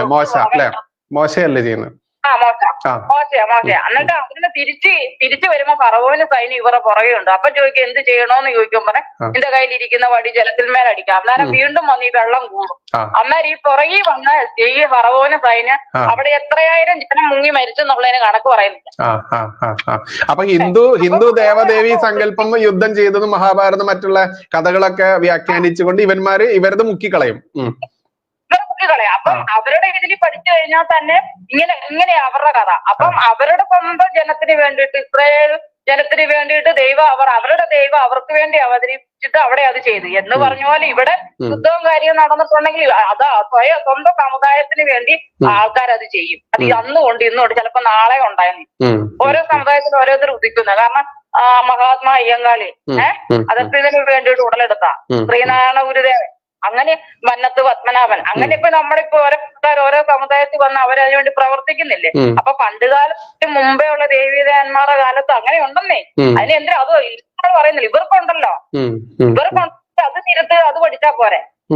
അത് ശരിയാണെന്ന് പഠിക്കുന്നുണ്ടെങ്കിൽ ഇത് ശരിയാന്ന് വിശ്വസിക്കണം. ഇത് കുന്തിദേവിയുടെ കാര്യം തന്നെ ഞാൻ പറഞ്ഞില്ലേ, എങ്ങനെ ഇത് കുന്തിദേവിക്കുണ്ടായ സൂര്യഭഗവാനെ ധ്യാനിച്ച് കുഞ്ഞുണ്ടായെന്ന് ഇവർക്ക് വിശ്വസിക്കാൻ പറ്റുന്നില്ല. കന്യാമറിയത്തിന് എന്ന് പറയുന്നു ഇന്ന പോലെയാണ്. അപ്പൊ നമ്മൾ തിരിച്ചു ചോദിക്കണം, നമ്മുടെ പിള്ളേരെ പഠിപ്പിക്കണം. മനസ്സിലായില്ലേ? അവരുടെ ക്ലാസ് അതുപോലെ നമ്മൾ പഠിക്കണം. അപ്പൊ അവര് നമ്മളോട് ഇത് പറയുമ്പോൾ നമ്മൾ ഇത് തിരിച്ചു ചോദിക്കണം. തിരിച്ചു പറയണം. ഞാനിങ്ങനെ കുഞ്ഞിലെ തൊട്ട് പോവുകയും എടുക്കുകയും ചെയ്തുകൊണ്ട് എനിക്കറിയാം, അതുകൊണ്ട് എന്റെ അടുത്ത് വരത്തില്ല, അപ്പൊ ഞാൻ തിരിച്ചു കൊടുക്കും, നല്ല പണി അങ്ങോട്ട് കൊടുക്കും. മറ്റൊന്നാണ് മോളമ്മ നമ്മൾ പറഞ്ഞ് അതിന്റെ ഇടയിൽ വിട്ടുപോയൊരു വിഷയമാണ്. അതായത് ഇവർ ഈ മതം മാറ്റിയതിന് ശേഷം ഈ പറയുന്ന ഈഴവർക്ക് താഴോട്ടുള്ള വിഭാഗത്തിന്റെ ID പ്രൂഫിലൊന്നും ഈ മതം കാണിക്കില്ല, അവരുടെ പഴയ മതം തന്നെ കാണിക്കും. അതിലൂടെ ചെയ്യുന്ന ഇവരുടെ വലിയ തട്ടിപ്പ്, അത് നിങ്ങളുടെ അനുഭവം എങ്ങനെയാണ്? അതെങ്ങനെയാ അറിയാം. അതായത് ഇപ്പൊ എന്റെ ആ റേഞ്ചിലുള്ള ആ പിള്ളേരുടെ കാലഘട്ടം തൊട്ട് ഞങ്ങൾ സ്കൂളിൽ പഠിക്കുമ്പോൾ നമുക്ക് സ്റ്റൈഫൻഡ് കിട്ടുന്ന സാധനം ഉണ്ടല്ലോ, അന്നേരം ആ നമ്മുടെ ബുക്കില്, നമ്മുടെ SLC ബുക്കിലൊക്കെ വരുന്ന എങ്ങനെയാന്ന് വെച്ചാൽ ചേരമർ ഹിന്ദു, ചേരമർ ക്രിസ്ത്യൻ. ഓക്കെ, ആ ലേബിള് തന്നെ അങ്ങനെ നിൽക്കുള്ളൂ, അല്ലാതെ ക്രിസ്ത്യൻ എന്നുള്ളൊരു ഇത് ഇവർക്ക് കൊടുക്കത്തില്ല. അവരുടെ ക്രിസ്ത്യൻ എന്നുള്ള ഒരു ലേബൽ ഇവരുടെ SLC ബുക്ക് എടുത്ത് എല്ലാവരും പരിശോധിച്ചാൽ മതി. ഈ പറയുന്ന അന്നത്തെ SLC ബുക്ക് ഇപ്പൊ ആർക്കും തിരുത്താൻ പറ്റിയല്ലോ. അതിനകത്ത് എടുത്ത് നോക്കിയോ ചേരമർ അല്ലെ ചേരമർ ക്രിസ്ത്യൻ, ആ ലേബൽ ഇവരിലേക്ക് ചെന്ന് അപ്പൊ ക്രിപ്റ്റോ ക്രിസ്ത്യൻ എന്ന് വിളിക്കാം. ശരിക്ക് ക്രിപ്റ്റോ ക്രിസ്ത്യൻ അവര് വിളിക്കാം. ഒരിക്കലും അവരോട് ചേർത്ത് നല്ല ക്രിസ്ത്യാനി എന്നുള്ള ലേബൽ അല്ലെന്നേ ഈ ചേരമർ എന്ന് വെക്കുന്നത്. എന്തുകൊണ്ടാ? അല്ലെ, ആ ലേബലിൽ തന്നെ നിൽക്കുക ചേരമർ ക്രിസ്ത്യൻ, ചേരമർ ഹിന്ദു തന്നെ. അതായത് യഥാർത്ഥ ഹിന്ദു ആയിട്ടോ യഥാർത്ഥ ക്രിസ്ത്യൻ ആയിട്ടോ ഇല്ല, യഥാർത്ഥത്തിൽ അവരാ ക്രിസ്ത്യാനികൾ. പക്ഷെ അവർ ഈ ആളെ കൂട്ടുന്നതിന്റെ കാരണം ഞങ്ങൾ ഇത്ര ശതമാനം ഉണ്ടെന്ന് കാണിക്കാനല്ല, ഇവരെ കൊണ്ട് അവർക്ക് വേറെ ഉപയോഗത്തിനല്ല. അപ്പൊ ഞാൻ നോക്കുമ്പോ എന്തിനാ നമുക്ക് ഇതിൽ നിന്നാലും അതിൽ നിന്നാലും ഗതി ചെയ്തല്ലേ. അപ്പൊ പിന്നെ ഇവിടെ തന്നെ നമ്മുടെ പൂർവികരിക്കുന്ന ക്ഷേത്രങ്ങളിലും ഒക്കെ ഇരിക്കുന്ന നമ്മുടെ ആളുകളുണ്ട്, മനസ്സിലായില്ലേ? അപ്പൊ ഇത്രയും ആൾക്കാരുണ്ടല്ലോ, അപ്പൊ നമ്മൾ അതിൽ നിന്നാ പോരാ. നമുക്ക് സ്വന്തമായിട്ട് അച്ഛനും അമ്മയുള്ളപ്പോ പിന്നെ അയൽവക്കത്ത് വരുന്ന അയൽവക്ക ബഹുമാനം കൊടുത്താ പോരെ. അപ്പൊ ആ ചിന്താഗതി എനിക്ക് പോണേ, മനസ്സിലായി? അപ്പൊ പൂർവിക, കാരണം ഞാൻ എന്റെ തലമുറകൾ എത്ര എടുത്താലും ഞാൻ ഈ ഇന്ത്യയിലുള്ള ആളാ. അപ്പൊ ഇവിടുത്തെ സംസ്കാരത്തിൽ ഇവിടെയുള്ളവരായിരിക്കുമല്ലോ നമ്മുടെ പൂർവികരായിട്ടുള്ള, അവരെ തൊഴുതാ പോരെ. അന്ന് കയറി നമ്മൾ അവരെ അതിന്റേതായ മാന്യത കൊടുക്കുന്നു, അതിലപ്പുറം നമ്മളെന്നുള്ള ഒരു കോൺസെപ്റ്റിലേക്ക് പോകാനായിട്ട് താല്പര്യം. അല്ല, മറ്റൊന്ന് ഇപ്പൊ ഈ സർക്കാരിൽ നിന്നുള്ള ആനുകൂല്യങ്ങൾ ഇവര് വാങ്ങിയെടുക്കാൻ വേണ്ടി കാണിക്കുന്ന ഒരു തട്ടിപ്പ് കൂടി ഉണ്ടല്ലോ ഇതിന് പിറകില്, അല്ലെ? അതെങ്ങനെയാന്ന് വെച്ചിട്ടുണ്ടെങ്കിൽ ക്രിസ്തീയ സഭകളിലേക്ക് ഇവര് ചേർന്ന് ക്രിസ്തീയ സഭയെ തന്നെ നിൽക്കുന്നുണ്ട്. പക്ഷെ ഹിന്ദുക്കളായിട്ടുള്ളവരെ ലെറ്റർപാട് വെച്ചിട്ട്, അതായത് KCHMS അല്ലെങ്കിൽ പിന്നെ ഇതുണ്ടല്ലോ KPMS അങ്ങനെയുള്ള സമുദായ സംഘടനക്കാരുണ്ട്. അപ്പം അവരുടെ കയ്യിൽ നിന്ന് ബന്ധത്തിന്റെ പേരിലോ സ്വന്തത്തിന്റെ പേരിലോ അല്ലെ ജാതിയുടെ പേരിലോ അല്ലെ അവർക്കൊരു വീട് കിട്ടട്ടെ എന്നുള്ള പേരിൽ രഹസ്യമായിട്ട് ഈ സർട്ടിഫിക്കറ്റ് ഇവര് കൊടുക്കും, സൈൻ ചെയ്ത് കൊടുക്കും. സൈൻ ചെയ്തിട്ട് അപ്പൊ ഇവരിതും കൊണ്ട് പഞ്ചായത്തിലും വില്ലേജിലും താലൂക്കിലും ഒക്കെ ചെന്ന് കഴിയുമ്പോഴത്തേക്ക് അവർ ഈ ഇത് നോക്കുമ്പോ കറക്റ്റ് ലെറ്റർ പാടില്ലല്ലേ കൊടുത്തിരിക്കുന്നത്. അപ്പൊ ഇവർക്ക് അതിന്റെ കാര്യങ്ങൾ ചെയ്തു കൊടുക്കും. എന്നിട്ട് ഇവർ ഈ ആനുകൂല്യം മേടിച്ചെടുക്കും. ആനുകൂല്യം മേടിച്ചെടുത്തിട്ട് ഇത് ചെയ്യുകയും ചെയ്യും, അവര് പള്ളിയിൽ പോവുകയും ചെയ്യും.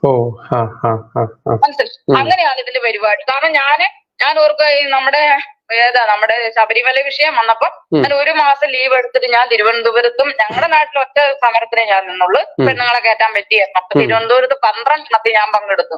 അത് കഴിഞ്ഞ് ഞങ്ങളുടെ സ്വന്തം നാട്ടിൽ വന്ന് പങ്കെടുത്തിട്ട് വരുമ്പോ ഈ ആനുകൂല്യം എടുത്തെടുത്ത ആൾക്കാർ പോലും നമ്മളെ പിശാച് കുരിച്ചു കാണുന്ന പോലെയാണ്. ആനുകൂല്യം മേടിച്ചിട്ട് അവര് നിൽക്കുന്ന പള്ളിക്കാരൊപ്പാ.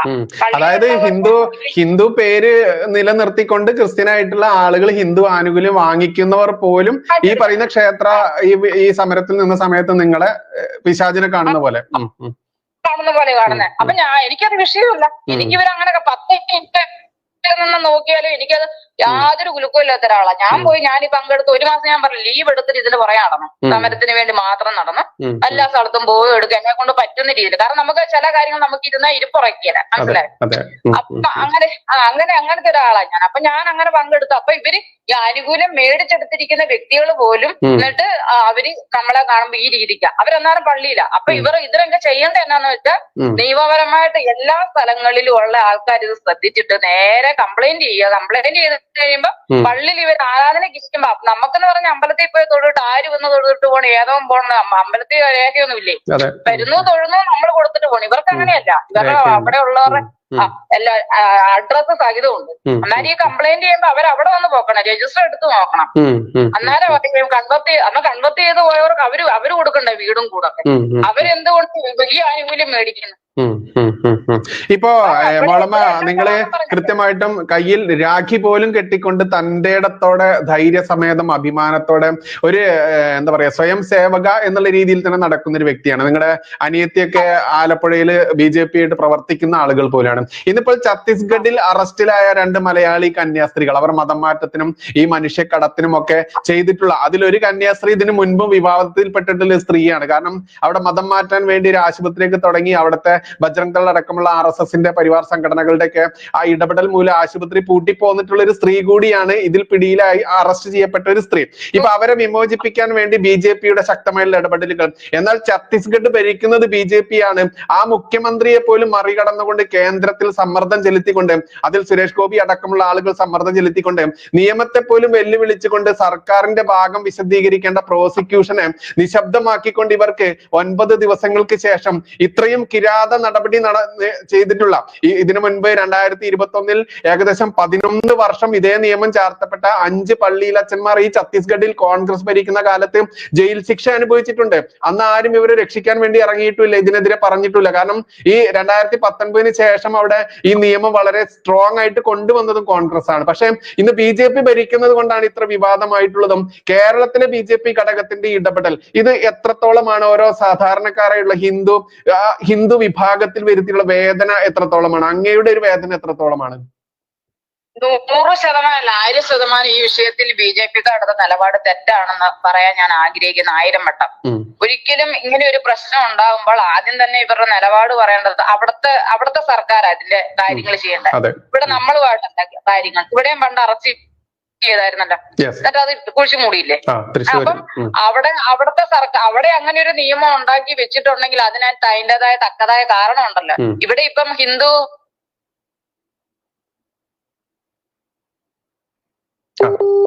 അവരുടെ നെറ്റിൽ വന്നിട്ടുള്ള ചെറിയ തടസ്സമാണ്. കാരണം അവരുടെ വിശ്വാസത്തിനനുസരിച്ച് ജീവിക്കാൻ മേലാത്ത ഒരു കാര്യവും ഇവിടെ ഇല്ല. എല്ലാവർക്കും അവരവരുടെ വിശ്വാസപ്രകാരം ജീവിക്കാനുള്ള എല്ലാ സ്വാതന്ത്ര്യവും ഇവിടെ കൊടുക്കുന്നുണ്ട്. ഇവരെ ഇപ്പം അവിടെ പിടിച്ചിരിക്കുന്നത് അവിടെ ഒരു നിയമമുണ്ട്. ആ നിയമം അതിനനുസൃതമായിട്ടല്ല അവരവിടെ കാര്യം ചെയ്തത്. അതിനെതിരെയാണ് അവര് നടപടി എടുത്തത്. അപ്പൊ ആ നടപടി എന്തിനാന്നുള്ളത് അവിടുത്തെ സർക്കാരും അവിടെ അറസ്റ്റ് ചെയ്യപ്പെട്ട ബാക്കി നിയമ നടപടികൾ അതിൻ്റെതായ കാര്യത്തിൽപ്പെട്ടു. ഇവരൊരു മിഷണറി പ്രവർത്തനം നടത്തിയതിന്റെ പേരിൽ ഇവരെ പിടിച്ചോണ്ട് പോയതല്ല. അവിടെ നിലനിൽക്കുന്നവരെ നിയമത്തിന് ബദലായിട്ട് അവരവിടെ ചെയ്തെങ്കിൽ അതിന് അതിൻ്റെതായ നിയമവശങ്ങളുണ്ട്. അതേ രീതിക്ക് പോകേണ്ടതിന് പകരം BJPക്കാർ ഇവിടെ ചെയ്തതെന്നു വെച്ചാൽ അവർ ഉദ്ദേശിച്ചിരിക്കുന്നതെന്നു വെച്ചാൽ ക്രിസ്ത്യൻസിന്റെ വോട്ട് കിട്ടാൻ വേണ്ടിയിട്ട് അല്ലെങ്കിൽ വോട്ട് നഷ്ടപ്പെടുമല്ലോ എന്ന് കരുതിക്കൊണ്ട് ഈ കാര്യം നടക്കും. ഒരിക്കലും അതുകൊണ്ട് അടുത്ത വർഷം ഇലക്ഷന് എന്റെ വീട്ടിൽ നിന്ന് എന്റെ വോട്ടോ കിട്ടത്തില്ല, ചെയ്യത്തില്ല. അത് ഈ ലോകം മുഴുവൻ വിളിച്ചു പറയാൻ ഞാൻ തയ്യാറാണ്. അതായത് നിങ്ങൾ നിങ്ങളുടെ കുടുംബവും വോട്ട് ചെയ്യില്ല, വോട്ട് ചെയ്യത്തില്ല. BJPക്ക് അങ്ങനെ എന്ത് മെസ്സേജാ കൊടുക്കുന്നത്? അങ്ങനെയാണെങ്കിൽ ഇവിടെ നിയമത്തിന്റെ ഒന്നും ആവശ്യമില്ലല്ലോ. അതെ, ഇവിടെ രാഷ്ട്രീയ നേതാക്കന്മാർ ഇരുന്ന് തീരുമാനിച്ചാൽ മതി ആരൊക്കെ ജയിലിൽ പോകണം, ആരൊക്കെ ജയിലിൽ പോകണം, ആരൊക്കെ ഇവർ നേരിട്ട് അങ്ങോട്ട് പോയി അതങ്ങ് ചെയ്താൽ പോരെ. ഇവര് ചെയ്യേണ്ട അതല്ല. വോട്ട് കിട്ടിയാലും ക്രിസ്ത്യൻസിന് നമ്മൾ എന്തെല്ലാം ചെയ്തെന്ന് പറഞ്ഞാലും ഇവര് വിചാരിക്കുന്ന പോലെ കൊട്ടയ്ക്കകത്ത് ചുമന്ന് കുത്തിക്കൊണ്ട് വോട്ട് കിട്ടാൻ പോണില്ല. ഒരിക്കലും കിട്ടാൻ പോള. അപ്പൊ കൂടെ നിൽക്കുന്നവരെ ആണോ നോക്കേണ്ടത്? ഈ പ്രസ്ഥാനത്തിന് വേണ്ടിയിട്ട് പ്രവർത്തിച്ച ആൾക്കാരെ നോക്കുകുത്തിയാക്കിക്കൊണ്ട് ഇവര് ഈ ന്യൂനപക്ഷം പറയുന്നുണ്ട്, ഇവരെ പ്രേരിപ്പിക്കാൻ വേണ്ടി ഇവരും മറ്റ് 2 പാർട്ടി ചെയ്യുന്ന കാര്യം തന്നെ ഇവരും ചെയ്തത്. അപ്പൊ ഇവരും തങ്ങൾ എന്നാ വ്യത്യാസം? ഇവരിതല്ല ചെയ്യണ്ട. വോട്ട് കിട്ടുമോ വോട്ട് കിട്ടാത്തല്ല. നമ്മൾ രാജ്യത്തൊരു നിയമം ഇപ്പൊ ഇവരിതിങ്ങനെ കാണിച്ച് അങ്ങനെയാണെങ്കിൽ ഓരോരുത്തർ ഇങ്ങനെ സമുദായ ബലം കാണിച്ചുകൊണ്ട് എല്ലാവർക്കും ഊരി പോകാമല്ലോ. അവർക്ക് പിന്നെ ഈ പ്രവൃത്തി ചെയ്യാമല്ലോ. അവർ ആ മെസ്സേജ് അല്ല, ഇവർ ഇതിലൂടെ എന്ത് മെസ്സേജാ കൊടുത്തിരിക്കുന്നത് ജനത്തിന്? അല്ല, അപ്പൊ ഹിന്ദുവിന്റെ വോട്ട് ഇവർക്ക് എല്ലാ കാലത്തും എന്ത് ചെയ്താലും ഹിന്ദുവിന്റെ വോട്ട് പോവില്ല എന്ന് പറയുന്ന ഒരു കോൺഫിഡന്റ് ഇവർക്ക് ഉണ്ടായിരിക്കുമല്ലോ അല്ലെ? എല്ലാ പാർട്ടിക്കാർക്കും ഉണ്ട്. നമ്മൾ വെറുതെ വോട്ട് ചെയ്യാന്ന് മാത്രമുണ്ടോ ഏത് പാർട്ടിയുടെ കൂടെ വരും? അപ്പൊ ഹിന്ദുവിന് വേണ്ടി മറ്റേ മുസ്ലിം ലീഗ് ചെയ്ത പോലെ തന്നെ നമുക്ക് ഹിന്ദു എന്ന് പറഞ്ഞൊരു പാർട്ടി അതിന് വോട്ട് ചെയ്യാനുള്ള സംവിധാനം വോട്ട് ബാങ്ക് കാണിച്ചപ്പോ ഇവരെ പേടിപ്പിക്കാൻ പറ്റുള്ളൂ, അല്ലാതെ പറ്റത്തില്ല. ഇപ്പൊ ക്രിസ്ത്യൻ ഈ ഒരു വിഷയം വന്നപ്പോ എല്ലാരും കൂടെ കൂടിയുണ്ടോ? ആ പാലായാലും മെത്രാനെ പിടിച്ചപ്പോ ഇവരെല്ലാം എവിടെയായിരുന്നു? അങ്ങനെ എത്ര ഇതിന്റെ പകുതി കാണിച്ചാൽ മതിയായിരുന്നല്ലോ ബലം. എവിടെയായിരുന്നു ഇവരൊക്കെ? അന്നേരം ഈ RSS BJP എല്ലാം ഉണ്ടായിരുന്നുള്ളൂ. അല്ലെങ്കിൽ കമ്മ്യൂണിസ്റ്റുകാരോ കോൺഗ്രസ്സുകാരോ പോയ ഇത്രയും ഇവിടെ കിലോമീറ്ററുകൾ ദൂരെ അവിടെ പോയല്ലോ. അത് BJP ഭരിക്കുന്ന ആയതുകൊണ്ട് മാത്രം അവിടെ പോയെന്നേ ഉള്ളൂ. ഇവരിറങ്ങണമെന്ന് പോലും ഇല്ല. അടുത്ത ഒരു കൊല്ലം കഴിഞ്ഞ് ഇറങ്ങിയാൽ മതി എന്ന് ആഗ്രഹിക്കുന്നവരാ ഇവര്. സന്യാസിയൊക്കെ ഒരു കൊല്ലം കിടക്കണം, ഇങ്ങനെ ലൈവായിട്ട് നിർത്തണം. അതിന്റെ പേരിൽ ഇവര് പറഞ്ഞാൽ ഇതാ സംഭവിക്കുന്നതെന്ന് പറഞ്ഞ വോട്ട് മേടിക്കണം. ഈ പറഞ്ഞാലും പറഞ്ഞില്ലേലും സമുദായങ്ങളുടെ മേലധ്യക്ഷന്മാര് പറയുന്നതായിട്ട് അവര് വോട്ട് ചെയ്യും. അല്ല, ഹിന്ദുവിനെ കൂട്ടല്ല. ഹിന്ദുവിന്റെ ആരെങ്കിലും പറയാമെങ്കിൽ അവരെ തല്ലിയിട്ട് ഇവര് പോകും. അതുകൂട്ടല്ല, അവര് ആ സഭ പറയുന്ന മാത്രമേ കേൾക്കുള്ളൂ. ഇപ്പൊ ഈ പ്രശ്നം വന്നപ്പോ ഈ നാട്ടിൽ ഒരിക്കലും ഈ പ്രവൃത്തിയോട് യോജിക്കാൻ പറ്റത്തില്ല. അതുകൊണ്ട് വോട്ട് ചെയ്യത്തില്ല. നമ്മുടെ പ്രതിഷേധം രേഖപ്പെടുത്താൻ ഈ വോട്ട് ചെയ്തതിൽ എന്നാന്ന് അവർക്ക് ചോദിക്കാം. പക്ഷെ നമുക്ക് പ്രതിഷേധിക്കാനുള്ള അവകാശമുണ്ട്. അല്ല, നോട്ട എന്ന് പറയുന്ന ഒരു സിമ്പൽ ഉണ്ട് വോട്ടിംഗ് മെഷീനിൽ. നോട്ട ആരോടും ആർക്കും വോട്ടില്ല എന്നുള്ളൊരു സിമ്പൽ ഉണ്ട്. വോട്ട് ചെയ്യാൻ പോണം, പ്രതിഷേധം രേഖപ്പെടുത്താൻ വേണ്ടി തന്നെയാണ് നോട്ട വെച്ചിട്ടുള്ളത്. അതേ ചെയ്യുള്ളൂ. ഇത് ഒരിക്കലും അംഗീകരിക്കാൻ പറ്റില്ല. കൃത്യമായി ഇപ്പൊ ഞാനൊരു ആ സംസ്ഥാനത്ത് ചെന്നിട്ട് ആ സംസ്ഥാനത്തുള്ള ഒരു നിയമത്തിനെതിരായിട്ട് ഞാൻ ചെയ്ത എന്നെ ശിക്ഷിക്കാൻ പിടിച്ചോണ്ട് പോയെങ്കിൽ അതിന്റെ നിയമ നടപടികൾ അനുസരിച്ച് എന്നെ അവിടെ എന്താണ് എനിക്ക് കിട്ടുന്ന ആ ഒരു ഇത് മാത്രമേ ഇവർക്കുള്ളൂ. നമ്മൾ ഇന്ത്യൻ പൗരനല്ലേ. പ്രധാനമന്ത്രിയാണേലും ഇവിടെ ഭിക്ഷ എടുക്കുന്നവനാണെങ്കിലും കൂലിപ്പണിക്കാരനാണെങ്കിലും ആരാണെങ്കിലും നമുക്കെല്ലാം ഒരു നിയമമല്ലേ. ഇവർക്ക് മാത്രം തന്നെ പ്രത്യേകത. അതാണ് എന്റെ ചോദ്യം. ഇവർക്ക് മാത്രം തന്നെ പ്രത്യേകത. അപ്പൊ അത് ശരിയല്ല. അങ്ങനെയാണെങ്കിൽ ഇതുപോലെ എല്ലാരും ഓരോ കുപ്പായം അണിഞ്ഞുകൊണ്ട് നമുക്കിഷ്ടമുള്ളതൊക്കെ ചെയ്യാം. അങ്ങനെ സമുദായ സഭകളും വന്നിങ്ങനെ രക്ഷിച്ചുകൊണ്ട് പോരും. അത് ഇതാണെന്നും പറഞ്ഞിട്ട് ജനങ്ങളെ കബളിപ്പിച്ചുകൊണ്ട് ഇങ്ങനെയുള്ള പണി ചെയ്യുവാണ്. പിന്നെ ഇവിടെ ഇങ്ങനെ നിയമത്തിന്റെ ഇതിന്റെ ഒന്നും ആവശ്യമില്ലല്ലോ.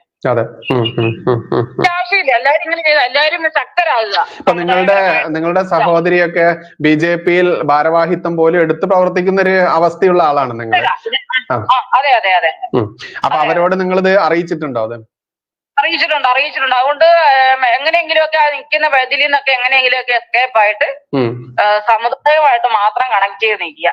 ഇത് രാഷ്ട്രീയം കൊണ്ടില്ല. കാരണം നമ്മള് കഷ്ടപ്പെട്ട് ഇത്രയും പ്രസ്ഥാനത്തിന് വേണ്ടിയിട്ട് ഇതുപോലെയുള്ള ആൾക്കാർ ബുദ്ധായിട്ട് ഹിന്ദുവിനെ വെറും കരിവേപ്പില പോലെ വലിച്ചെറിയുക. അപ്പൊ ക്രിസ്ത്യാനിയുടെ വോട്ട് കിട്ടാൻ വേണ്ടിയിട്ടല്ലേ. അപ്പൊ ക്രിസ്ത്യാനിയുടെ വോട്ട് കിട്ടുമ്പോ ഈ കൂടെ നിൽക്കുന്ന ഹിന്ദുവിന്റെ വോട്ട് പോകാൻ ഇവർക്ക് ദുഃഖമില്ല. ഇവർക്ക് 3 പാർട്ടിക്കാർക്കും ദുഃഖമില്ല. ഇപ്പം ഇത് വെളിവായിരിക്കും. ഹിന്ദുവിനെ എന്തും ചെയ്യാം. ആ വോട്ട് നമ്മളുടെ അവകാശമാണ്. അടിമകളാണ്. നമ്മൾ എന്ത് ചെയ്താലും തല്ലിയാലും പിറ്റിയാലും മാന്തിയാലും നമ്മൾ അത് ചെയ്തോളൂ എന്നുള്ള ഇതാ. അപ്പം വേറെ അവർക്ക് അതിനെ കുറിച്ച് അവരെങ്ങനെ എടുത്ത് വെച്ചിരിക്കുക. മനസ്സിലായി? അങ്ങനത്തെ ചിന്താഗതി 3 പാർട്ടിക്കാർ. ഓക്കെ, എന്തായാലും മോളമ്മ ഇതുപോലെ സ്ട്രോങ് ആയിട്ട് പ്രതികരിക്കുന്ന ആളുകൾ നമ്മുടെ ഇടയിൽ കുറവാണ് എന്നുള്ളതാണ്. എന്തായാലും ഇത്രയും ഗാംഭീര്യത്തോടു കൂടി പ്രതിഷേധിക്കുന്ന സ്ത്രീ ജനങ്ങൾ തന്നെ മുന്നോട്ട് വരുമ്പോൾ BJP-യുടെ നേതാക്കന്മാർക്ക് കണ്ണു തുറക്കട്ടെ എന്ന് മാത്രമേ ഇവിടെ പറയാനുള്ളൂ. കാരണം ഇപ്പോൾ അവരെ ന്യായീകരിച്ചുകൊണ്ട് പത്രസമ്മേളനത്തിലൂടെ എന്തുകൊണ്ടാണ് നമ്മളത് ചെയ്തത് എന്നൊക്കെ BJP-യുടെ നേതാക്കന്മാർ അത് വിശദീകരിച്ച് രംഗത്ത് വന്നിട്ടുണ്ടെങ്കിൽ പോലും ഈ മോളമ്മയെ പോലെയുള്ള സാധാരണക്കാരുടെ നെഞ്ചിലേറ്റ മുറിവുണ്ടല്ലോ അതൊരിക്കലും ഉണങ്ങാൻ പറ്റില്ല എന്നുള്ളതാണ്. എന്തായാലും മോളമ്മ ഒരുപാട് നന്ദി അറിയിക്കുകയാണ് ഇത്രയും പ്രതികരണം അറിയിച്ചത്. ഇനിയും ഒരുപാട് പ്രേക്ഷകർ ഇവിടെ പ്രതികരണത്തിന് പറയുന്നുണ്ട്. അതുകൊണ്ട് തൽക്കാലം അങ്ങയുടെ കോൾ ഇവിടെ കട്ട് ചെയ്യാണ്. കാരണം ഇനിയും ആളുകൾക്ക് പ്രതികരണം അറിയിക്കാനുണ്ട് എന്നുള്ളത് കൊണ്ട്. എന്തായാലും നന്ദി ഒരുപാട് ഇത്രയും പ്രതികരണം ശക്തമായി അറിയിച്ചത് കൊണ്ട് തന്നെ. വീണ്ടും ഇത്തരത്തിൽ പ്രതികരണ ശേഷിയോടുകൂടി വീണ്ടും താങ്കൾക്ക് സജീവമായിട്ട് ഹിന്ദു സമൂഹത്തിന് വേണ്ടി എന്തെങ്കിലും ഉറക്കെ പറയാനുള്ള ആ ഒരു നട്ടലോടുകൂടി ഉയർന്നു വരേണ്ട സ്ത്രീ പ്രാതിനിധ്യം എത്രത്തോളം ആണ് എന്നുള്ള വലിയ പ്രാധാന്യമാണ് അങ്ങിലൂടെ ഈ ജനങ്ങൾ മനസ്സിലാക്കുന്നത് എന്ന് പറയേണ്ടതുണ്ട്. അതുകൊണ്ട് വലിയ നന്ദി രേഖപ്പെടുത്തുകയാണ്. എന്തായാലും മാന്യ പ്രേക്ഷകരെ, ഇതിലൊരു ശ്രീജിത്ത് പൈതൃകം എന്ന് പറയുന്ന ഒരു സഹോദരൻ അദ്ദേഹത്തിന് സംസാരിക്കണം എന്ന് പറഞ്ഞ് ഇവിടെ കമന്റ് ഇട്ടത് ഞാൻ കണ്ടു. അദ്ദേഹത്തിന്റെ നമ്പർ ഇവിടെ ടൈപ്പ് ചെയ്തിട്ടാൽ മതി. ഞാൻ അങ്ങോട്ട് വിളിച്ചു കൊള്ളാം. കാരണം അവിടെ നിന്ന് ഇങ്ങോട്ട് വിളിക്കാനുള്ള സൗകര്യമില്ല. വാട്സപ്പ് കോളാണ് നമ്മൾ ഇതിലൂടെ ചെയ്യുന്നത്. അതുകൊണ്ട് ആളുകൾ ഇതിൽ വാട്സപ്പ് നമ്പർ ഇവിടെ ടൈപ്പ് ചെയ്തിട്ട് കഴിഞ്ഞാൽ നിങ്ങൾക്ക് സംസാരിക്കാനാവും ഈ ലൈവ് സെഷനിൽ. ഇതുപോലെയുള്ള മോളമ്മയെ പോലെയുള്ള സാധാരണ ജനങ്ങളുടെ പ്രതിഷേധം നമ്മൾ കൃത്യമായിട്ടും അറിയിക്കേണ്ടതുണ്ട്. അത്തരത്തിലുള്ള ആ ഒരു അവസരത്തിന് വേണ്ടിയിട്ട് മാന്യ പ്രേക്ഷകർക്ക് എല്ലാവർക്കും വിളിക്കാൻ പറ്റുന്നതാണ്. അതുകൊണ്ട് ഇത്തരത്തിൽ ഇനിയും ഒരുപാട് ലൈവുകൾ നമ്മൾ വെക്കുന്നുണ്ട്. കാരണം സാധാരണക്കാരുടെ ശബ്ദം ശ്രദ്ധിക്കാതെ സാധാരണക്കാരായുള്ള ഹിന്ദുവിനെ അടിമകളാക്കി വെച്ച് ഞങ്ങൾക്ക് എന്തും ചെയ്യാമെന്നുള്ള ധാർഷ്ട്യത്തോടെ പെരുമാറുന്ന ഇവിടുത്തെ മുഖ്യധാര രാഷ്ട്രീയ പാർട്ടികൾ അവർക്ക് വലിയ താക്കീത് നൽകിക്കൊണ്ട് നീയൊക്കെ ഞങ്ങൾ വിചാരിച്ചാൽ ഞങ്ങളുടെ ചൂണ്ടുവിരലിൽ പുരളുന്ന ആ മഷിക്കനുസരിച്ച് നീയൊക്കെ ഞങ്ങളുടെ സേവകരാണ് എന്ന് തെളിയിക്കാൻ ഓരോ ഹിന്ദുവിനും അവകാശമുണ്ട്. ആ ഹിന്ദുവിന് അവകാശത്തിന് വേണ്ടിയിട്ടാണ് ഈ ഒരു ലൈവ് സെഷൻ, ഇത്തരത്തിലുള്ള ലൈവ് സെഷനുകൾ ഇനി തുടർച്ചയായിട്ട് വെക്കുക തന്നെ ചെയ്യും. വ്യത്യസ്ത വിഷയങ്ങളിൽ നിങ്ങളുടെ പ്രതിഷേധം അറിയിക്കാൻ താല്പര്യമുള്ളവർക്ക് നമ്മുടെ ചാനലിന്റെ വാട്സപ്പ് നമ്പർ താഴെ കൊടുത്തിട്ടുണ്ട്. ആ വാട്സപ്പ് നമ്പറിൽ നിങ്ങൾ മെസ്സേജിലൂടെ മാത്രം ബന്ധപ്പെടുക. 9961471470 എന്ന് പറയുന്ന ആ നമ്പറിൽ കൃത്യമായിട്ട് മെസ്സേജ് അയച്ചു കഴിഞ്ഞാൽ നിങ്ങൾ പ്രകടിപ്പിക്കുന്ന നിങ്ങളുടെ അഭിപ്രായം അത് വാലിഡ് ആണ്, അതല്ലെങ്കിൽ ഇവിടുത്തെ കാലത്തിനനുസരിച്ച് ലോകത്തെ അറിയിക്കേണ്ടതാണെന്ന് ബോധ്യം വന്നു കഴിഞ്ഞാൽ ഇതുപോലെ മോളമ്മയ്ക്ക് കിട്ടിയിട്ടുള്ള അവസരങ്ങളെ പോലെ തന്നെ നിങ്ങൾക്കും കൃത്യമായിട്ട് നിങ്ങളുടെ പ്രതിഷേധം രേഖപ്പെടുത്താനുള്ള അവസരങ്ങൾ കൃത്യമായിട്ടും തരും. അതുകൊണ്ട് ഇവിടെ ശ്രീജിത്ത് പൈതൃകം എന്ന് പറയുന്ന ഒരു സഹോദരൻ കമന്റ് ഇട്ടിട്ടുണ്ടായിരുന്നു. അദ്ദേഹം ചെയ്യേണ്ടത് ഇത്ര മാത്രമാണ്. താഴെ കൊടുത്തിട്ടുള്ള നമ്മുടെ ചാനൽ വാട്സപ്പ് നമ്പറിൽ മെസ്സേജ് മാത്രം അയക്കുക. അതല്ലാതെ വിളിക്കാൻ നിൽക്കരുത്. വിളിച്ചാൽ ഫോൺ എടുക്കില്ല. മെസ്സേജ് മാത്രം അയക്കുക. കാരണം ഇത്ര കണ്ട് ജിഹാദികളുടെയൊക്കെ ഒരുപാട് കയ്യിലുള്ള നമ്പറാണ്. അതുകൊണ്ട് നമ്മൾ അതിൽ വാട്സപ്പ് മെസ്സേജ് മാത്രമേ സെറ്റ് ചെയ്തിട്ടുള്ളൂ. അതിൽ മാത്രമേ ആളുകൾ അതിന് റിപ്ലൈ തരികയുള്ളൂ. അത്തരത്തിൽ താല്പര്യമുള്ളവർക്ക് പ്രതികരിക്കാൻ, പ്രതിഷേധിക്കാൻ താല്പര്യമുള്ളവർക്ക് ആ മെസ്സേജ്, ആ വാട്സപ്പ് നമ്പറിൽ മെസ്സേജ് അയച്ചുകൊണ്ട് ബന്ധപ്പെടാം. എന്തായാലും മോളമ്മയെ പോലെയുള്ള ഇത്തരത്തിലുള്ള ഒരുപാട് സ്ത്രീ ജനങ്ങൾ തന്നെ ഉയർന്നു വന്ന് BJP എന്ന് പറയുന്ന രാഷ്ട്രീയ പാർട്ടി ആയാലും കമ്മ്യൂണിസ്റ്റ് ആയാലും കോൺഗ്രസ് ആയാലും മറ്റേതൊരു രാഷ്ട്രീയ പാർട്ടി ആയി കഴിഞ്ഞാലും ഹിന്ദുവിന് ഇനി നിനക്കൊക്കെ പന്ത് തട്ടിക്കളിക്കാനുള്ള വെറും ഒരു അടിമയായി ടൂളാക്കി മാറ്റാൻ പറ്റില്ല എന്ന് നട്ടലോടെ ഉറക്കെ പറയാൻ വേണ്ടി ശ്രമിക്കുന്ന വലിയ ഒരവസ്ഥ തന്നെയാണ് ഇപ്പോൾ സംജാതമായിട്ടുള്ളത്. കാരണം നമ്മൾ കഴിഞ്ഞ മണിക്കൂറുകളിലൊക്കെ കണ്ടു ലേഖനം ഇറങ്ങിയിരിക്കുന്നു. RSS എന്ന് പറയുന്ന എന്റെ മാതൃ സംഘടനയുടെ പരിവാർ സംഘടനയുള്ള BHP-യുടെ യുവജന സംഘടനയുള്ള ബജ്രംഗ് ദൾ, ആ ബജ്രംഗ് ദളിനെ തീവ്രവാദി സംഘടന എന്ന് മുദ്രകുത്തി പല പള്ളികളും പല പുരോഹിതന്മാരും സഭകളും ഇടയലേഖനം ഇറക്കാൻ വേണ്ടി അവസരമൊരുക്കി കൊടുത്തത് ആരാണ് എന്ന വലിയ ചോദ്യം ഇവിടെ അവശേഷിക്കുന്നുണ്ട്. ആ ചോദ്യത്തിന് ഇവിടെ ഹിന്ദു സമൂഹത്തെ, RSS-നെ, അതുപോലെ BHP-യെ, ബജ്രംഗ് ദളിനെ ഒറ്റുകൊടുത്ത ഒരാളും അതിന് മറുപടി എത്രത്തോളം നിങ്ങൾ മെഴുകിയാലും അതിന് പോരാതെ വരും. കാരണം ഇവിടെ ക്രിസ്ത്യൻസിനെയും അതല്ലെങ്കിൽ മുസ്ലിങ്ങളെയും സുഖിപ്പിക്കാൻ വേണ്ടി ഹിന്ദു എന്ന് പറയുന്ന ആ വോട്ട് വിഭാഗത്തെ അടിമയാക്കി വെച്ച് കാലിന്റെ ചുവട്ടിൽ ചവിട്ടി അരച്ചുകൊണ്ട് നിങ്ങൾക്ക് എന്തും ചെയ്യാം എന്നുള്ള ധാർഷ്ട്യമുണ്ടെങ്കിൽ അത് പള്ളിയിൽ പറഞ്ഞാൽ മതി. അത് ക്രിസ്ത്യാനിയുടേതായാലും മുസ്ലിമിൻ്റെതായാലും നിങ്ങൾക്ക് തരം പോലെ അവിടെ പോയിട്ട് പറയാം. നിങ്ങൾ പുരോഹിതന്മാരുടെ കൈമുത്തിക്കൊണ്ടും അതല്ലെങ്കിൽ മറ്റ് പല സ്ഥലങ്ങളിലും മുത്തിക്കൊണ്ടും കഴുകിക്കൊണ്ടും നടന്നാൽ അത് ഹിന്ദുവിനെ ബാധിക്കുന്നതല്ല. പിന്നെ ഞങ്ങൾ കൂടെയുണ്ടെന്ന് മിനിറ്റും പ്രഖ്യാപിക്കുമ്പോൾ നിങ്ങൾ മനസ്സിലാക്കുക, നിങ്ങൾ എന്ന് പറയുന്ന വിരലിൽ എണ്ണാവുന്ന നേതാക്കന്മാർ മാത്രമല്ല ഈ നാട്ടിലെ ഹിന്ദുക്കൾ. ആ ഹിന്ദുക്കളുടെ അച്ചാരം, അട്ടിപ്പേർ അവകാശം ഒരു രാഷ്ട്രീയ പാർട്ടിക്കും ഹിന്ദു കൊടുത്തിട്ടില്ല എന്ന് ഹിന്ദു തിരിച്ചറിയുന്ന അന്ന് വരെ മാത്രമേ ഹിന്ദുവിനെ അടിമയാക്കി വെച്ചുകൊണ്ട് നടക്കുന്ന ഇവിടുത്തെ രാഷ്ട്രീയ കൂട്ടിക്കൊടുപ്പുകാരുടെ ആ കൂട്ടിക്കൊടുപ്പ് മുന്നോട്ട് പോവുകയുള്ളൂ എന്ന് ഉറക്കെ പറയുന്നു. നന്ദി, നമസ്കാരം. ജയ് ഹിന്ദ്, ജയ് ശ്രീറാം.